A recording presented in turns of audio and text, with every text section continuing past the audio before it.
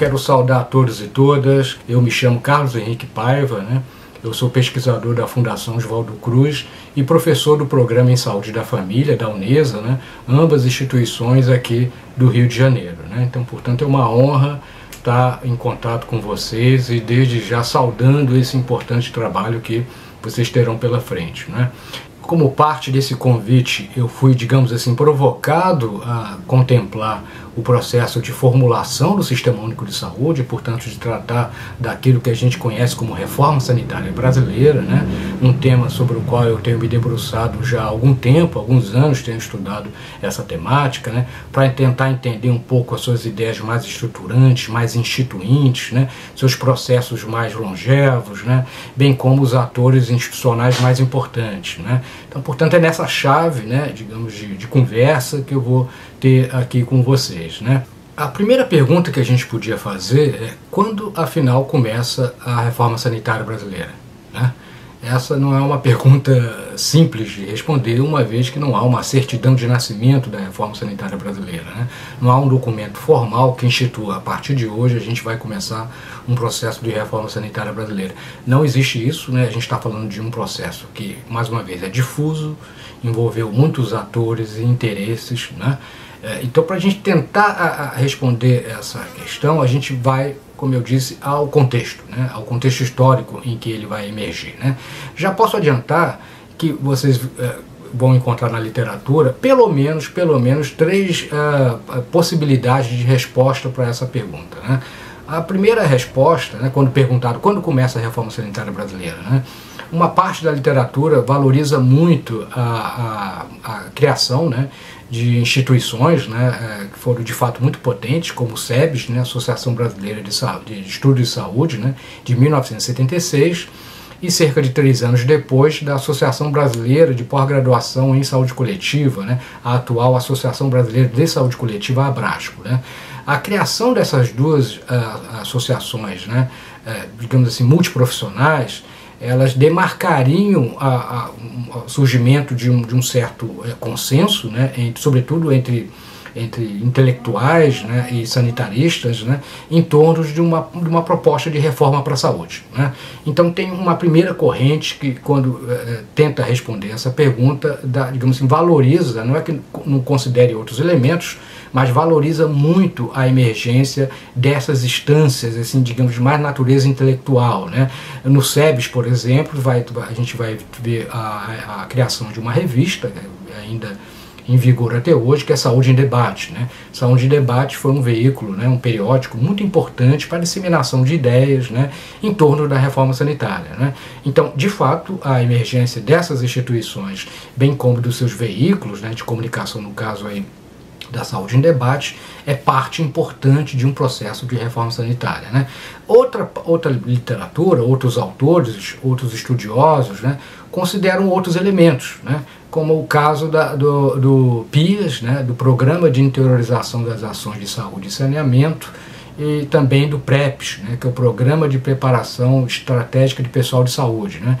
Essas políticas, elas foram elaboradas no contexto do regime, né, a partir de 75 e 76, né? O primeiro, o PIAS, vai ser uma política importante, né, de interiorização do serviço de saúde, né, no que seria uma atenção básica, os primórdios de uma atenção básica, né?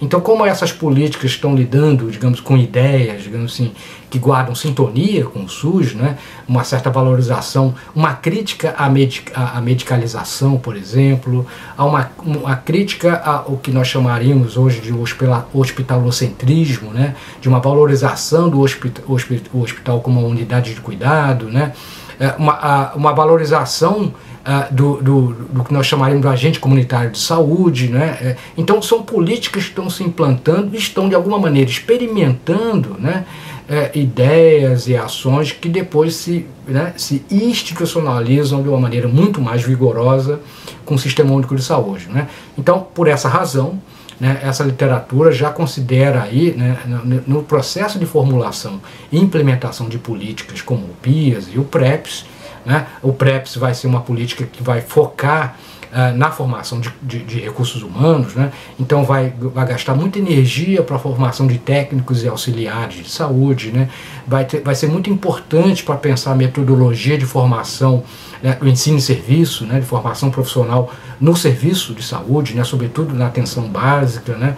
Então essas políticas, como eu já disse, elas estão experimentando, né, ideias, né, que vão ser, como eu disse, importantes para o SUS. Daí considerar que essas políticas seriam um marco, assim, uma espécie de marco zero de um processo de construção do SUS, né.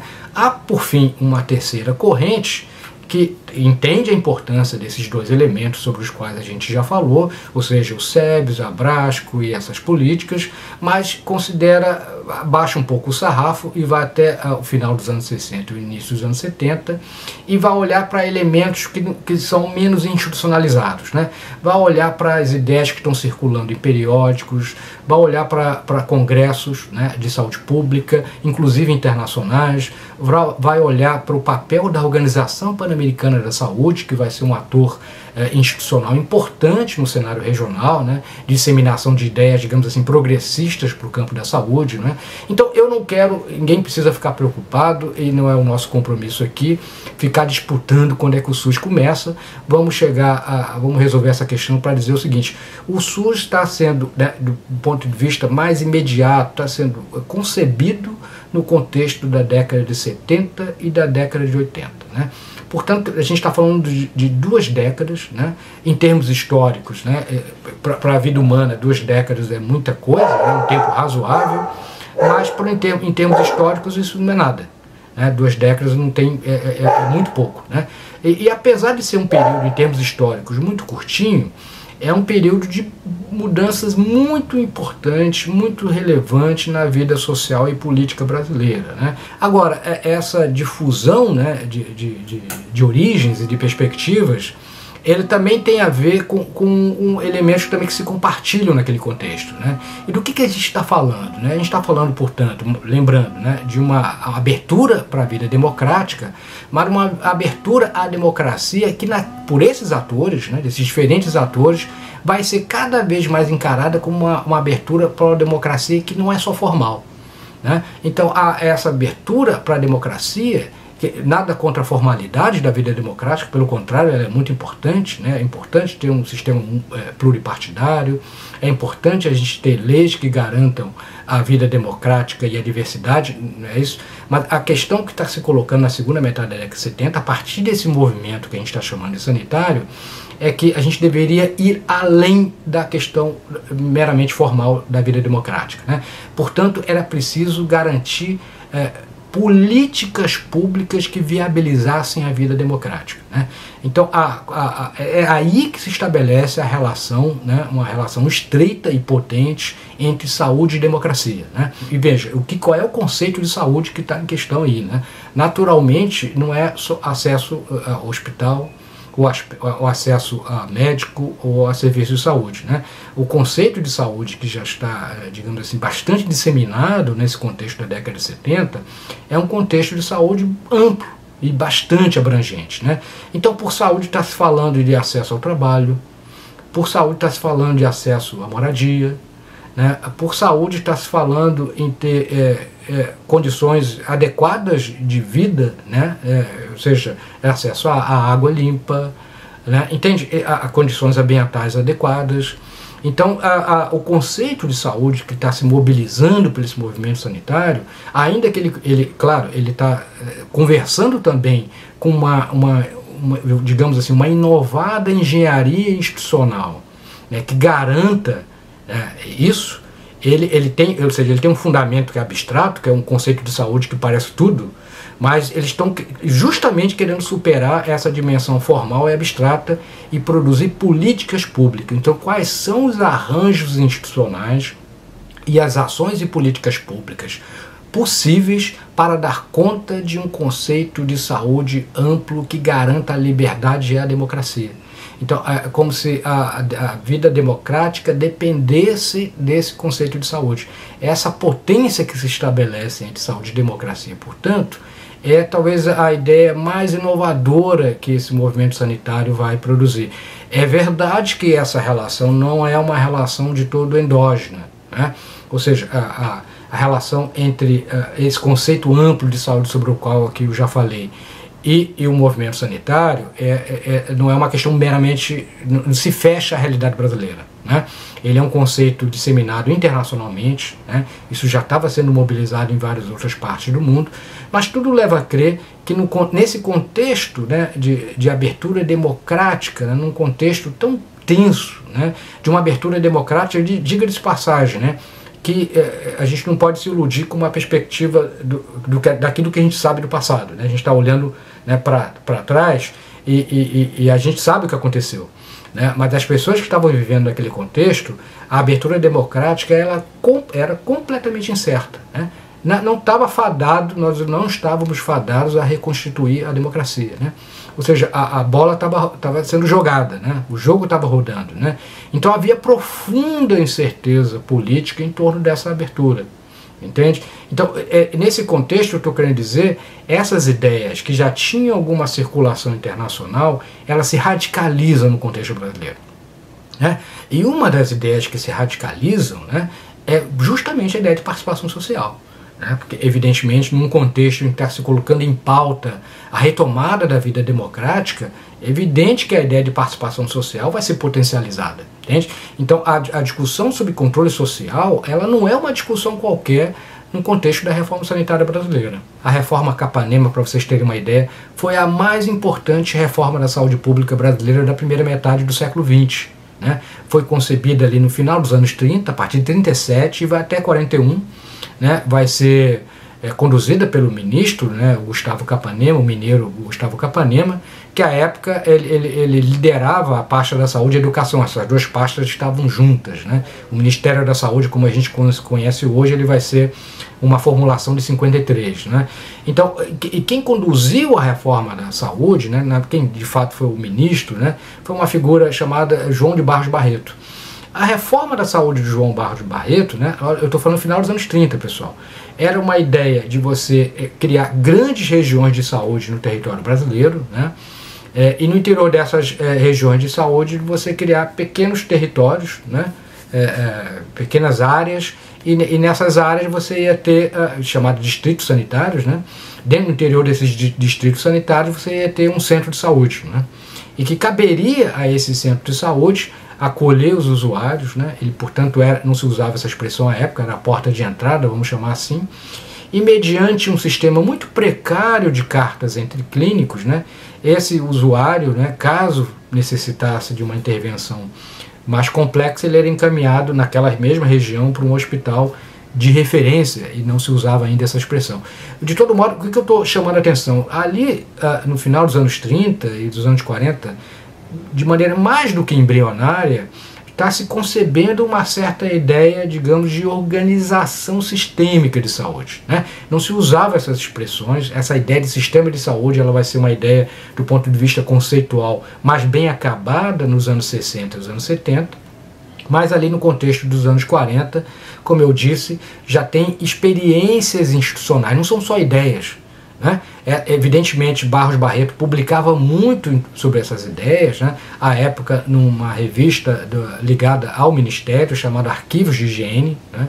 Então ele está defendendo publicamente essas concepções, né, organizacionais em saúde. Mais do que defendê-las, ele também está implementando isso como política, né? Então o que acontece, a gente não vai ter tempo de se aprofundar aqui, é que a partir dos anos 30 e 40, essas concepções organizacionais elas vão se disseminando pelo país, vão sendo experimentadas a partir de outras instituições, como por exemplo o CESP, né, que depois dos anos 60 vai virar a Fundação CESP, que também a Fundação CESP está implantando, né, entre aspas, né, digamos assim, sistemas locais de saúde do norte do país ao Rio Grande do Sul. Né? Ou seja, um modelo de organização que ligava o centro de saúde ao hospital, que formava recursos humanos no centro de saúde, sobretudo enfermeiras e pessoal técnico. Então, veja bem, tem uma série de ideias que estão se formulando, estão se definindo melhor em termos conceitualmente, de um lado, e de outro estão se experimentando, estão se instituindo, né, nos serviços, né? Esse processo histórico, ele vai fazer com que nós cheguemos nos anos 60 e nos anos 70 com experiências já muito consolidadas, né? Então, o conceito do sistema de saúde, né, àquela altura, ele é um conceito bastante disseminado, ele não será objeto digamos assim, de dissensos profundos, seja entre especialistas ou, digamos assim, entre figuras do Estado brasileiro. Bom, é chegada a hora de eu pontuar um aspecto muito importante para que minha fala não seja recebida como alguma coisa como, bom, Carlos está dizendo que o processo da reforma sanitária nasce de um projeto de Estado autoritário, né? Está nascendo do interior do regime, né? Não é isso que eu estou dizendo. Evidentemente, houve a acolhida de figuras progressistas, né? Sobretudo a partir da segunda metade da década de 70, né? No interior do regime, né? Figuras que vão estar à frente tanto do Ministério da Saúde quanto da Previdência e Assistência Social, né? E vai ser a partir do trabalho dessas figuras que políticas, como eu já mencionei, como o PIAs e o PrEPs, vão ser conduzidas, né? E por que isso é possível? Porque como eu disse, há uma região de ideias compartilhadas e, portanto, ideias aceitas por figuras mais reacionárias do regime, né? Eram ideias que eram tidas como aceitáveis, né? Eram ideias organizacionais que faziam parte de outras experiências de modelagem de sistema de saúde em outras partes do mundo, né? Então não eram ideias nessa leitura, né, que deveriam ser objeto, né, de uma perspectiva mais ideológica ou de críticas no nível político, né? É isso que eu estou dizendo. Eu não estou dizendo que o núcleo, né, o vigor da reforma sanitária está nascendo, né, do interior do Estado brasileiro. Pelo contrário, o Estado brasileiro, como a gente vai discutir a partir de agora, né, do Estado autoritário brasileiro vai ser uma importante barreira, né? E para a gente entender um pouco esses limites dessas ideias, né, que eram ideias muito potentes, muito transformadoras, né, a gente precisa entender, pelo menos, né, há muitos, mas eu vou aqui discutir 3 pontos de dissenso, portanto, de desentendimento, né, que entre, digamos assim, uma leitura mais progressista e os conservadores, né? O primeiro ponto que é de desavença, né, entre, digamos assim, as ideias da reforma sanitária e os núcleos de poder, né, do Estado brasileiro, diz respeito ao nível de descentralização política, né? A ideia de uma descentralização política em direção aos municípios, isso os militares não topavam, né? E é bom lembrar que essa ideia, ela também não é uma ideia que está sendo criada, né, nesse contexto, né? Vamos lembrar que a terceira Conferência Nacional de Saúde, que é de 63, né, é uma conferência, se vocês olharem o relatório final dessa conferência, é uma conferência impressionante, né? Porque você vê o relatório final, você vê ali, em boa medida, o Sistema Único de Saúde, inclusive com uma descentralização de base municipal e participação social, né? Então essas ideias, né, elas significam, né, estão ali na terceira conferência, né, elas estão com um nível de maturidade conceitual e política impressionante, né?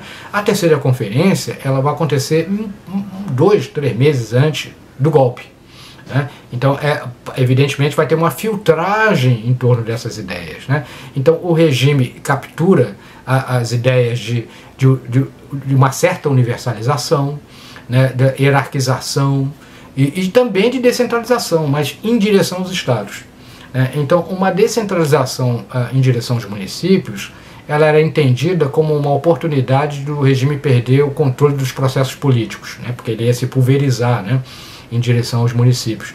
Então vai ter a gente não vai ver políticas vigorosas, né, sobretudo a partir da segunda metade da década de 70, né, de municipalização. Isso, o que vai acontecer é a emergência né, gradual, né, de um movimento municipalista, né, justamente para tentar encontrar esse caminho, né? Mas veja, isso é objeto de uma luta, né? Isso é uma briga, né?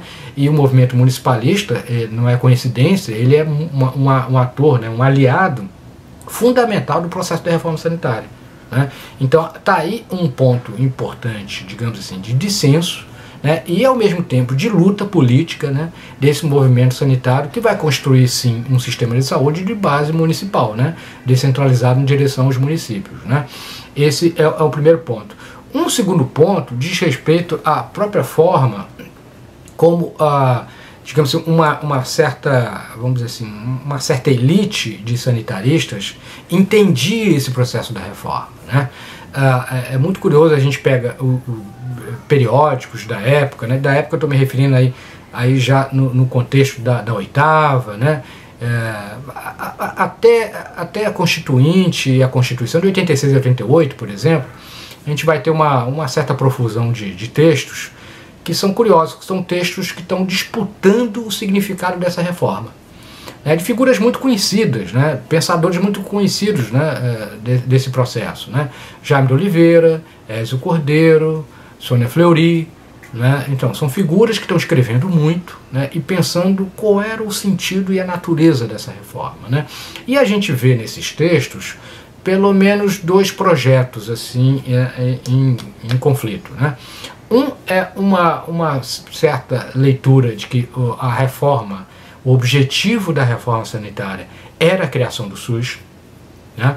Então, nesse sentido, seria a reformulação institucional do Sistema Nacional de Saúde, né? Então, para uns, a reforma sanitária alcançou o seu objetivo quando o SUS foi institucionalizado em 1990 com as leis orgânicas de saúde. Então, ali a reforma sanitária se finalizou. O que vai se dar a partir daí, como todos sabemos, é um processo a partir, né, sobretudo do Ministério, né, uma profusão de normas, né, um processo de construção institucional, né, do SUS no país, né, enfim, um processo que aí daí uma outra conversa, né, mas enfim, o ponto de chegada seria o SUS, né.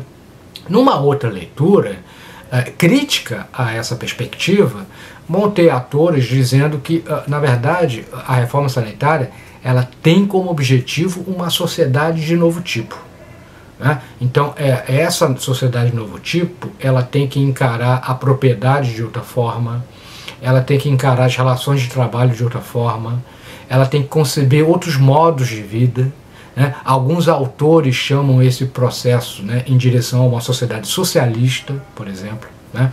Então, para esse grupo, o SUS, ele é, na verdade, a modelagem de um consumo de serviços que vai atender ao sistema capitalista, né, de serviços médicos, né? Então, a reforma sanitária, ela não termina no SUS, né, para esse grupo. A reforma sanitária vai além.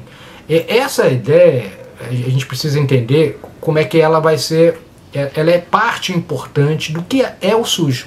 Ainda que o SUS seja um sistema de saúde, né, ou seja, é parte de uma concepção institucional do sistema de saúde, ele também lida com ideias, ele tem no seu interior, né, no seu DNA, uma ideia de um conceito ampliado de saúde, né, porque tá ali a ideia de promoção, tá ali a ideia da, né, atenção primária, então tá ali contida a ideia de que a saúde, na verdade, ela vai se produzir mediante ações que transcendem ao setor da saúde, né? Então tem questões que envolvem intersetorialidade, né?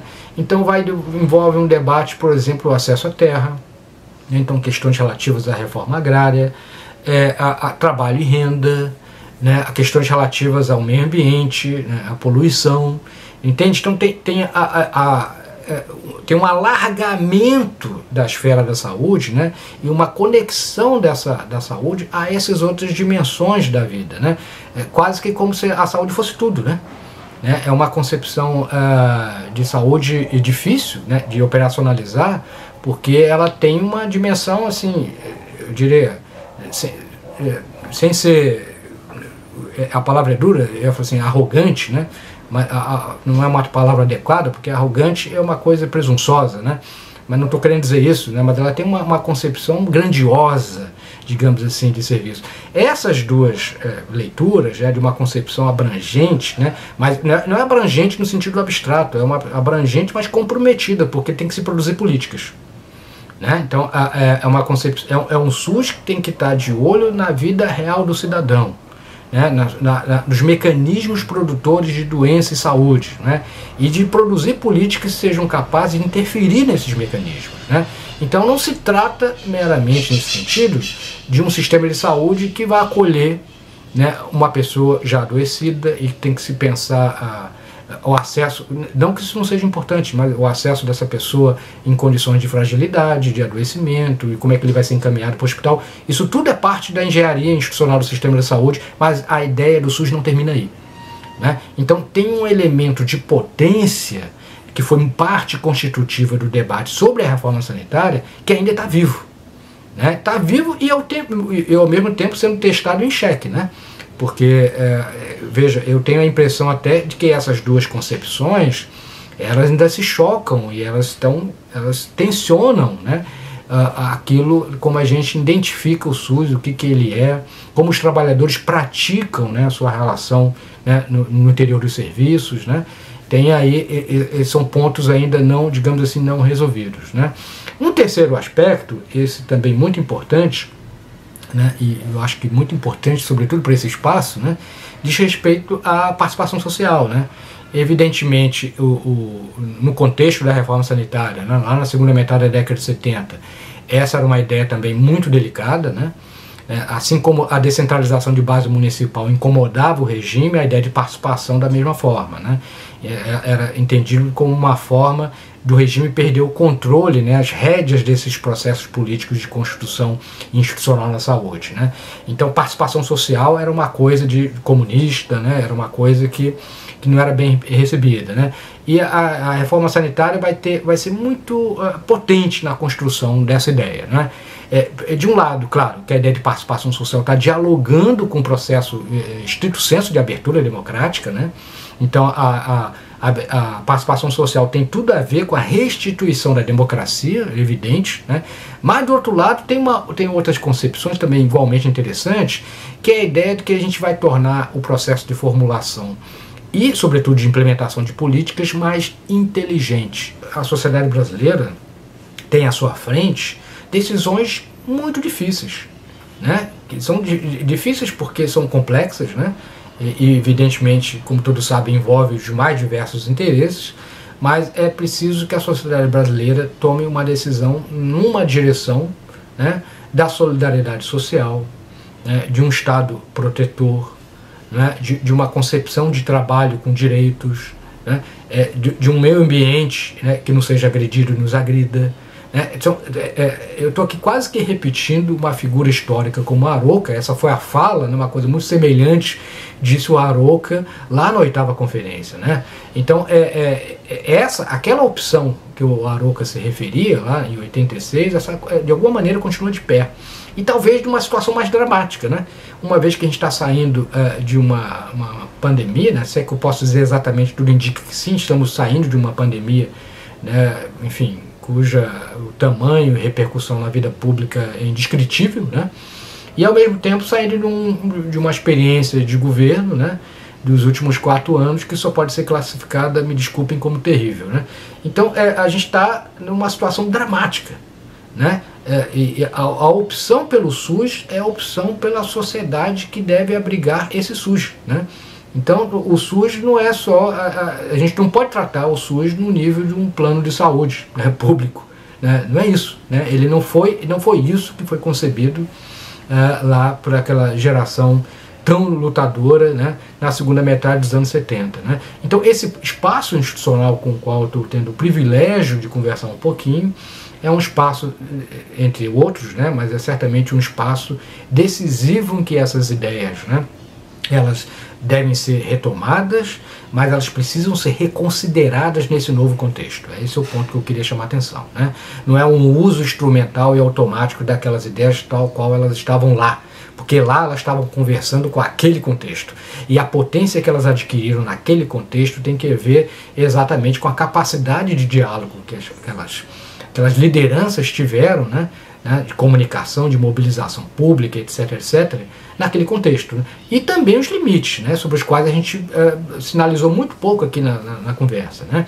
É evidente que teve muitos limites ideológicos e políticos para aquelas ideias, né? Ou seja, o processo genético do SUS, de alguma maneira, ele carrega no seu interior as contradições que fazem com que ele seja, acho que todos conhecem, né, aquela metáfora do copo meio cheio e meio vazio, né, que foi capa da revista Hades, numa revista publicada aqui pela Fiocruz de alguns anos, né, em comemoração a um aniversário do SUS, né.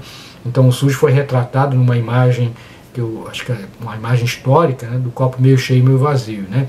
O copo, a parte cheia é o que há de vigoroso, né, tem que ver com políticas efetivas que a gente implantou, com melhorias que estão muito associadas, né, à expansão de políticas, por exemplo, como a atenção primária, mas é evidente que tem uma parte meio vazia e diz respeito aos seus limites, né, às suas barreiras e as fraquezas que esse sistema de saúde ainda tem, né, a começar pela sua condição de subfinanciamento crônico, né. É isso, eu queria saudar a todos, muito sucesso nos trabalhos da conferência, ok? Um abraço.